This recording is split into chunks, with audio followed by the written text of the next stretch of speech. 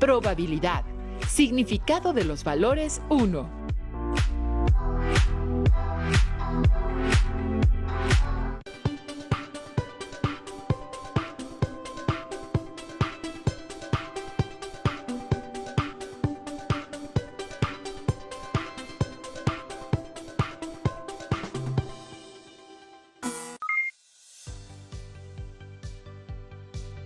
¿Cómo están?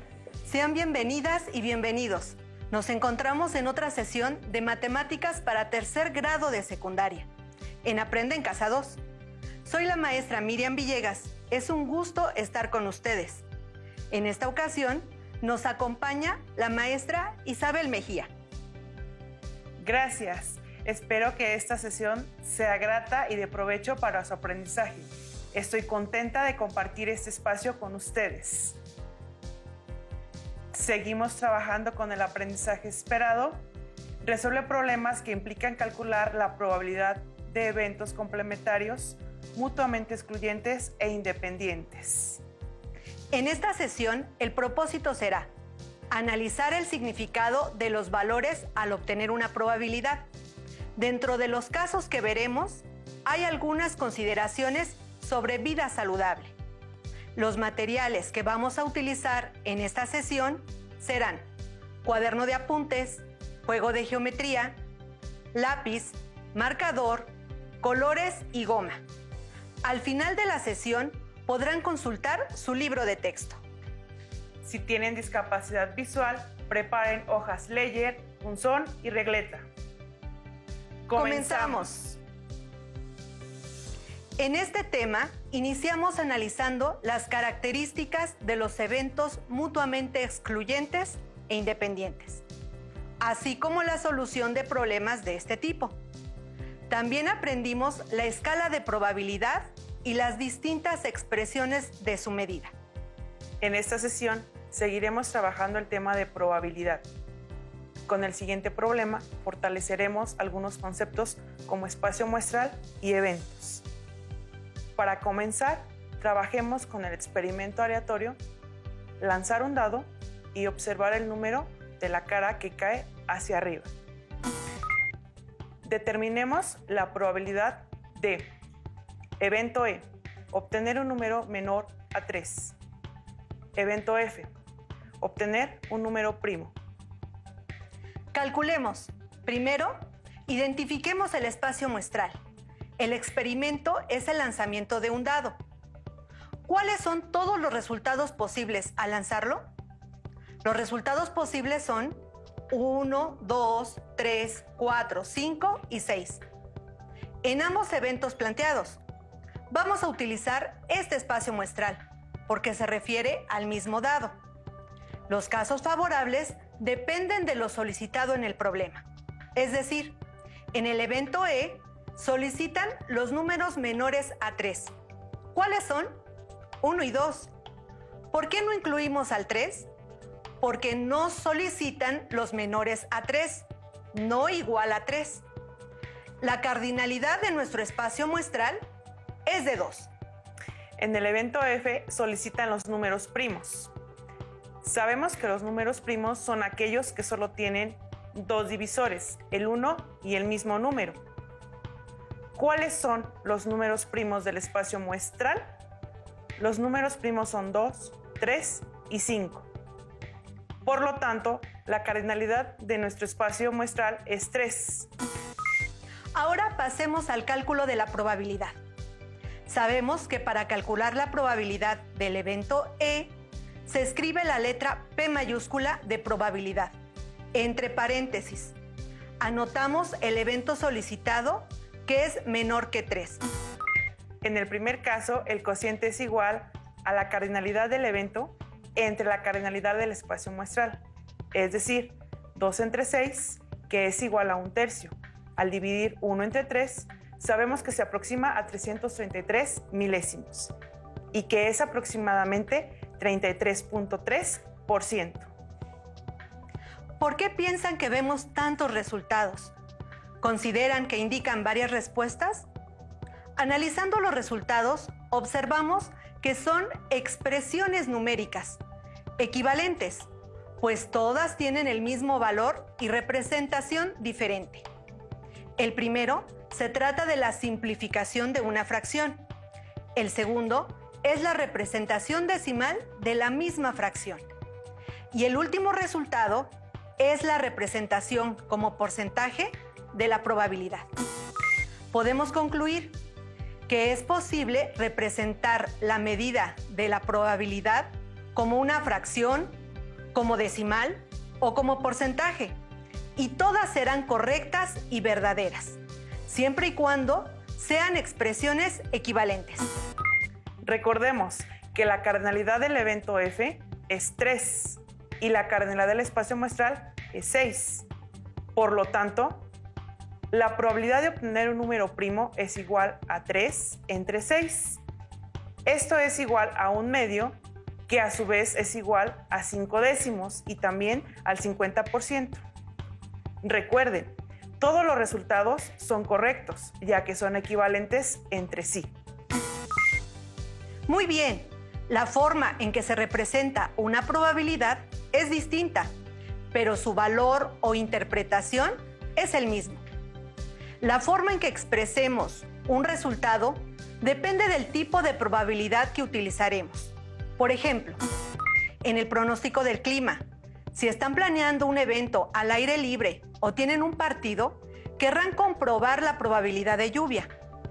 Los meteorólogos predicen el tiempo sobre la base de los patrones que se han producido en años anteriores. Es común escuchar que hay 85% de probabilidad de lluvia. Sin embargo, si estamos hablando del juego de Blackjack, el jugador tiene una probabilidad aproximada de 1 en 20 de conseguir el 21, un Blackjack.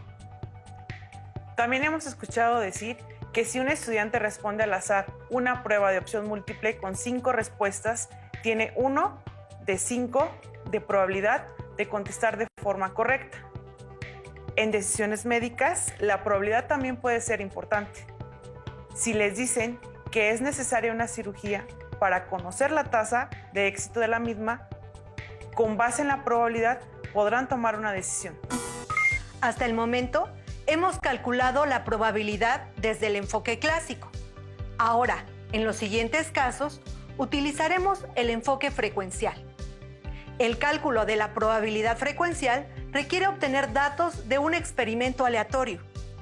Recuerden que un experimento aleatorio es aquel que cuando se repite bajo las mismas condiciones, el resultado que se observa no siempre es el mismo y tampoco es predecible. Vamos a analizar. En la escuela secundaria Silvestre Revueltas, la maestra Gaby realiza con sus alumnos de tercer grado de secundaria un experimento. Cada alumno debe lanzar un dado una vez. Si el grupo es de 30 alumnos, ¿cuál es la probabilidad de obtener un 5? Con los datos obtenidos, el experimento, calculemos.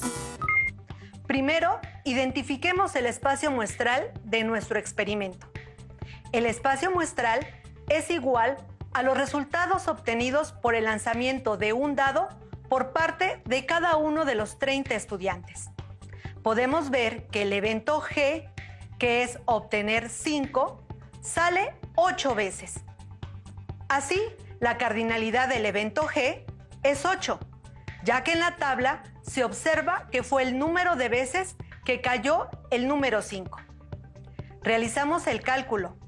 La probabilidad de obtener 5 en el experimento es 8 entre 30, lo que es igual a 4/15, que son aproximadamente 266 milésimos, y a su vez es aproximadamente 26.6%. ¡Excelente!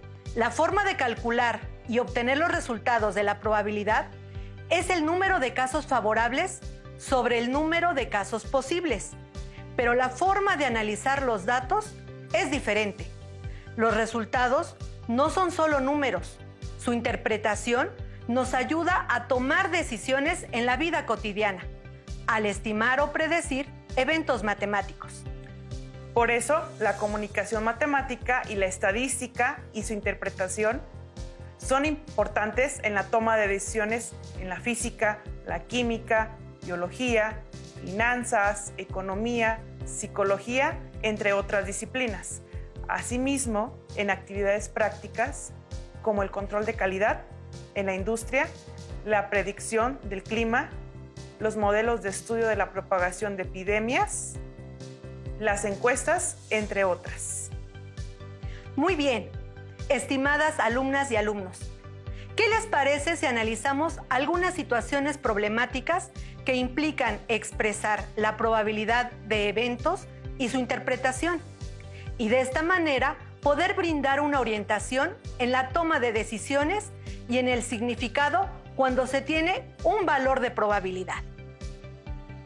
Una alumna de una escuela secundaria técnica en Tlaxiaco, Oaxaca, nos presenta la siguiente situación. Estimados docentes, ¿me pueden orientar a resolver un problema que tenemos en la familia? Mi mamá usa lentes de contacto hace 10 años y al visitar a la oftalmóloga, esta le menciona que es candidata para realizarse una cirugía láser. Para tomar la mejor decisión, investigué y encontré la siguiente información en una revista especializada. Los resultados de investigaciones recientes afirman que las personas que usan lentes de contacto todos los días durante 30 años tienen una posibilidad de 1 en 100 de desarrollar una infección en los ojos que sea peligrosa, y existe una probabilidad de 1 en 2000 de que experimenten pérdida de la visión como consecuencia de su uso. Por otro lado, el riesgo de que ocurra una importante pérdida de la visión con la cirugía ocular con láser es de 1 en 10.000. Al observar los datos nos preguntamos, ¿qué es más riesgoso, la cirugía ocular con rayo láser o el uso de lentes de contacto? Si mi mamá sigue usando lentes de contacto, ¿qué enfermedad es más probable que desarrolle? Gracias, Viviana, por compartirnos tus dudas. Estimadas alumnas y alumnos, ayudemos a su compañera a resolver el problema. Consideremos qué piensan de la situación. ¿A qué población puede ser relevante conocer estos datos? ¿Por qué? Analicemos la información proporcionada. ¿Qué les parece si la representamos en una tabla para observar todos los datos juntos? En filas, acomodemos la información proporcionada y en columnas, anotemos los valores de la probabilidad utilizando la escritura y representación empleada con anterioridad. Si observan, los datos proporcionados son fracciones, por lo tanto, podemos pasar a decimal y a porcentaje con la intención de compararlos con mayor facilidad. La probabilidad de desarrollar una infección es 1 sobre 100, que es igual a 1 centésimo, igual a 1%. La pérdida de visión tiene una probabilidad de 1 entre 2000, que es igual a 5 diezmilésimos, igual a 0.05%. Y por último, la probabilidad de pérdida de visión durante la cirugía con rayo láser es de 1 entre 10.000, que es igual a 1 diezmilésimo, igual a 0.01%.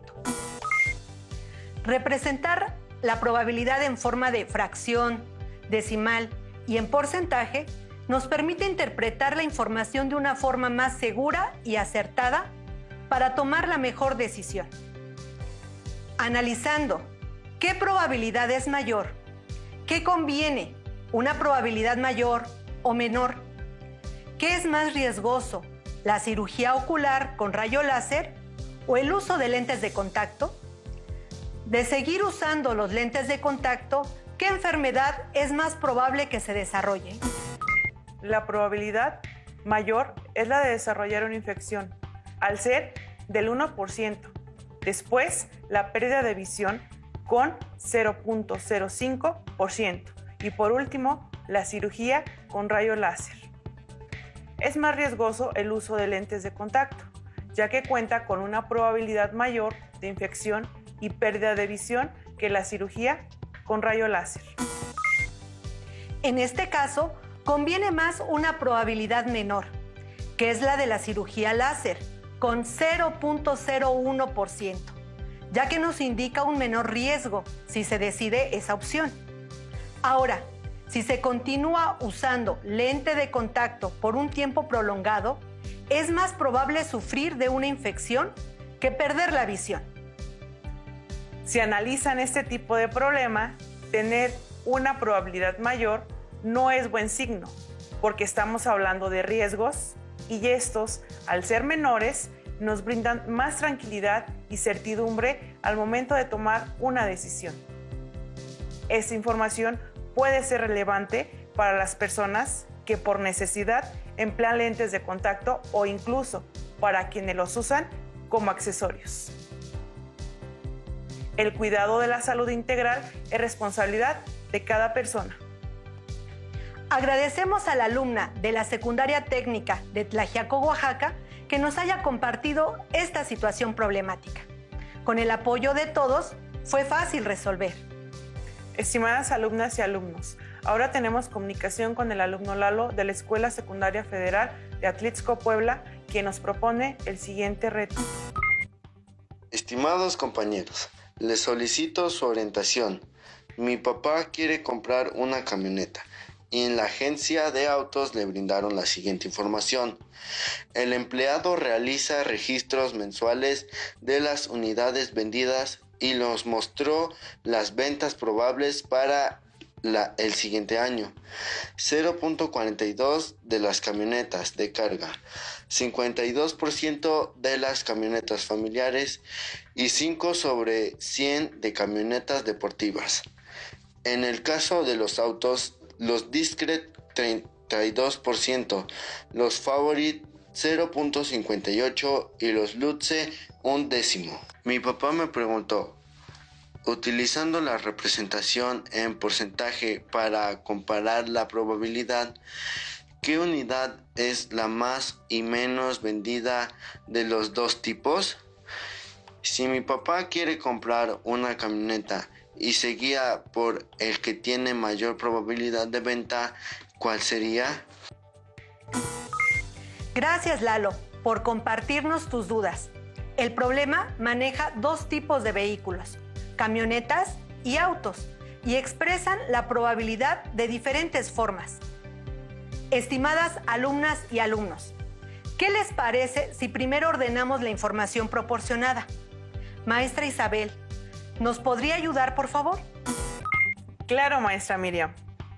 Para organizar la información, ordenemos los datos proporcionados en una tabla, de acuerdo con la forma en que nos proporcionaron la probabilidad, por el tipo de camioneta y auto.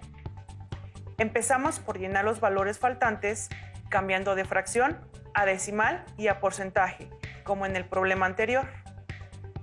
En el caso de porcentaje a decimal, el punto decimal se recorre 2 lugares a la izquierda, y en el caso de número decimal a fracción, se expresa como fracción decimal, es decir, con denominador 10 o 100. Sí, por ejemplo, al 52% de la camioneta familiar se le recorre el punto 2 lugares a la izquierda, tenemos 0.52, que es igual a 52 centésimos. En el caso del auto Favorit, para el que nos proporcionaron como dato 0.58, es igual a 58 centésimos o 58%. Con la tabla completa y manejando la misma representación de probabilidad, ya podemos ayudar a Lalo a contestar las preguntas que le formuló su papá. Analizando los resultados de la tabla y considerando los dos tipos de vehículo, podemos concluir que la unidad con mayor probabilidad de venta es el auto Favorit, con el 58%, y la unidad con menor probabilidad de venta es la camioneta deportiva, que cuenta con solo el 6% de probabilidad de venta. Para la segunda pregunta de Lalo, analizando las camionetas y tomando la decisión de acuerdo con la que tiene mayor probabilidad de venta, sería la camioneta familiar, con 52%. Para tomar la mejor decisión, ahora la probabilidad favorable no es la menor. Por el contrario, se considera la unidad que tiene mayor probabilidad de venta. Agradecemos al alumno Lalo por proporcionarnos tan interesante situación problemática. Muy bien, con estos dos problemas, ¿qué les parece si analizamos lo considerado hasta el momento en esta sesión? ¿Cuál es la diferencia entre este problema y el anterior? ¿Siempre se debe considerar la probabilidad mayor para tomar una decisión? ¿Qué tipo de probabilidad se estudió en estos problemas? ¿Clásica o frecuencial? Claro, maestra Isabel. La diferencia entre los dos problemas es que en el primero debe considerarse la menor probabilidad para la toma de decisiones, por involucrar un riesgo para la salud. Y en el segundo problema se deben considerar tanto la probabilidad más alta como la menor, en función del número de vehículos vendidos en cada agencia automotriz, para poder comparar y así tomar la decisión de elegir una camioneta para comprarla. No siempre se debe de tomar la mayor probabilidad para tomar una decisión. Se debe considerar la situación planteada. Entonces, la correcta interpretación de la información resulta de suma importancia para la toma de decisiones. En ambos problemas se trabajó la probabilidad frecuencial porque se obtiene de una estimación de resultados a futuro donde los resultados posibles permiten la toma de decisiones. Maestra Isabel, se comunica con nosotros la alumna Frida Tolentino de una escuela secundaria diurna en la Ciudad de México y nos presenta la siguiente situación. Estimados compañeros, solicito su ayuda para resolver un problema que se me presentó en el libro de texto. Una compañía de seguros de automóviles clasifica a sus asegurados de acuerdo con el número de accidentes que se presentan al mes. La siguiente tabla recoge la información de 100 asegurados dividiéndolos por grupo de edad y por género. ¿Cuál es la probabilidad de que una mujer tenga un accidente? Dado que un hombre sufrió un accidente, ¿cuál es la probabilidad de que su edad esté entre 20 y 40 años? Gracias por su apoyo. Gracias, Frida, por compartir el problema. Es importante analizar con cuidado la pregunta e identificar de dónde obtener los datos, porque la forma de calcular la probabilidad ya la conocemos. Para responder a la primera pregunta, si queremos calcular la probabilidad de que una mujer sufra un accidente, es importante considerar la totalidad de las mujeres, ya que no estamos tomando en cuenta la edad. Veamos aquí que 14 mujeres de un total de 100 asegurados sufrieron un accidente. Por lo tanto, la probabilidad es de 14 entre 100, es decir, 14 centésimos o 14%. Ahora, para calcular la probabilidad de que un hombre de entre 20 y 40 años tenga un accidente, debemos considerar los siguientes datos. En la tabla buscamos el número de hombres dentro de ese rango, es decir, 20 y 40 años, que son 35, entre el total de hombres, que son 86. Al dividir, obtenemos que es igual a 406 milésimos e igual a 40.6%. Es decir, la probabilidad de que un hombre de entre 20 y 40 años sufra un accidente es de 40.6%. Lo importante en este tipo de problemas es comprender qué nos solicitan e identificar cuál es la totalidad del evento que se está analizando en una situación. ¿Qué te parece, maestra Isabel, si en este mismo problema les planteamos nuestro primer reto de la sesión? Muy bien.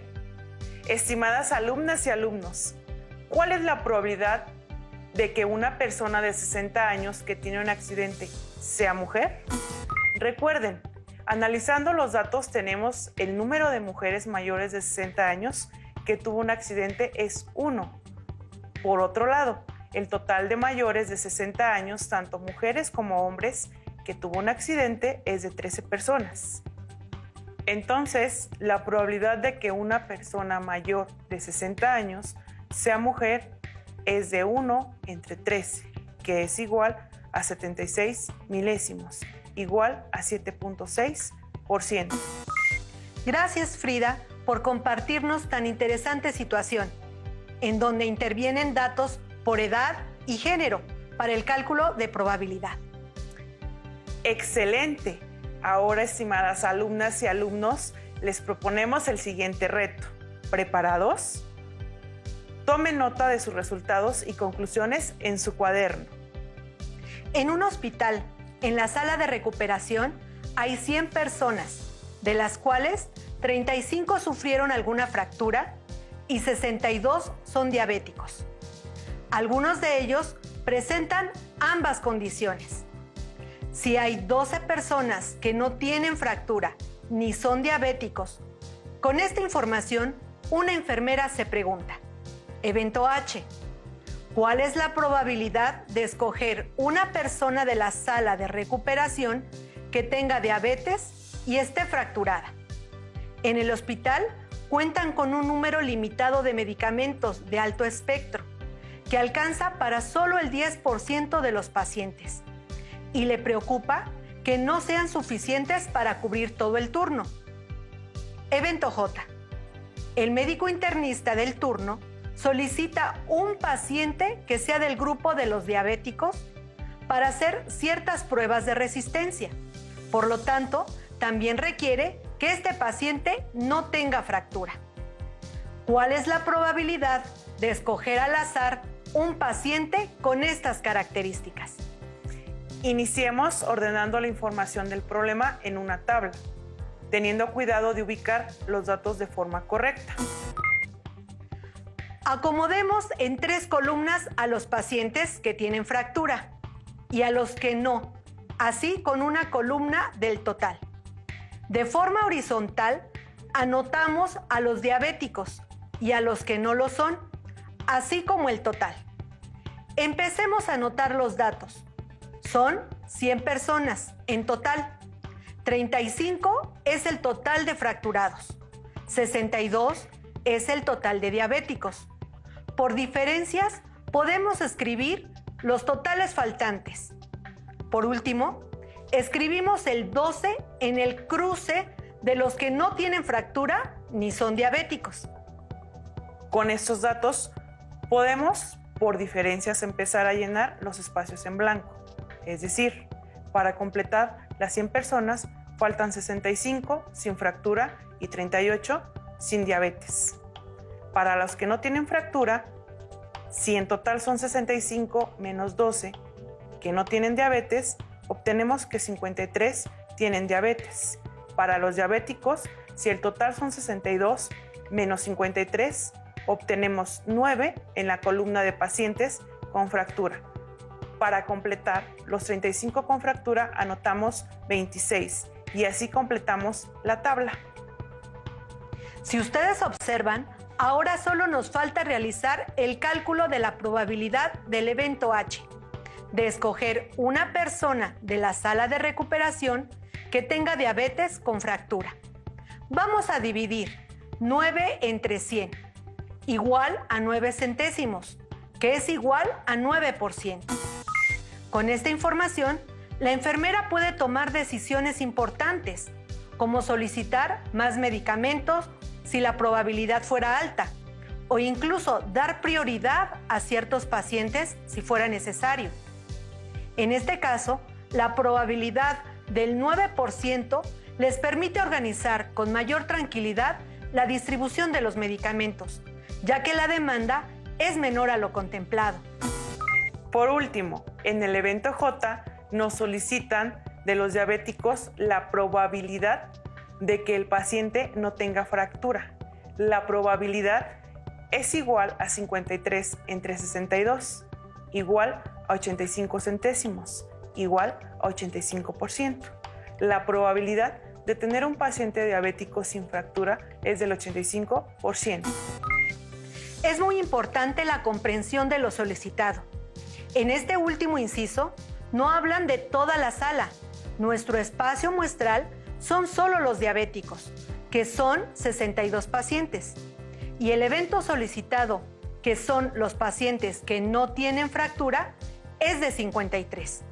¿Notaron ese importante detalle? Con la información obtenida del 85% de los pacientes, el médico internista puede considerar para la prueba no solo a un paciente, ya que cuenta con varios pacientes con la característica que requiere para el estudio. Muy bien, estimadas alumnas y alumnos. En el tema de esta sesión, analizamos las diversas formas de expresar un valor de probabilidad que son fracción, decimal o en forma de porcentaje, las cuales, a pesar de escribirse de forma diferente, representan lo mismo. También, con esos diferentes valores se examinó el significado de los resultados al obtener una probabilidad que se revisó su adecuada interpretación. En algunas ocasiones, una probabilidad alta es lo mejor, pero en otras es todo lo contrario, dependiendo del contexto del problema y de la información solicitada. Espero les haya quedado claro. El matemático francés Pierre-Simon de Laplace, uno de los pioneros de la probabilidad, afirmaba que esta disciplina es en el fondo sentido común, reducido a cálculos. Así que espero que trabajen en los cálculos para facilitar la toma de decisiones a nuestro sentido común. Les invito a que busquen en su libro de texto todo lo relacionado con este tema y a que resuelvan ejercicios que ahí se proponen. Así podrán enriquecer su conocimiento y tomar notas en su cuaderno. Listo, por el momento terminamos. Soy la profesora Isabel Mejía. Muy pronto nos volveremos a ver para continuar explorando y descubriendo aún más el mundo de las matemáticas. Mi nombre es Miriam Villegas. Esto es todo por esta sesión. Los esperamos mañana en Aprende en Casa 2. Hasta la próxima. Si tienes dudas o necesitas ayuda, llama al Centro de Apoyo Pedagógico a Distancia. El número de teléfono para secundaria es el 55 36 01 71 23. Si requieres consultar los libros de texto en versión digital, recuerda que los puedes encontrar en la página conalitec.cep.gov.mx. Y recuerda que también cuentas con el sitio aprendeencasa.cep.gov.mx, en donde podrás ver nuevamente los videos de los programas y además encontrarás actividades para fortalecer tus aprendizajes.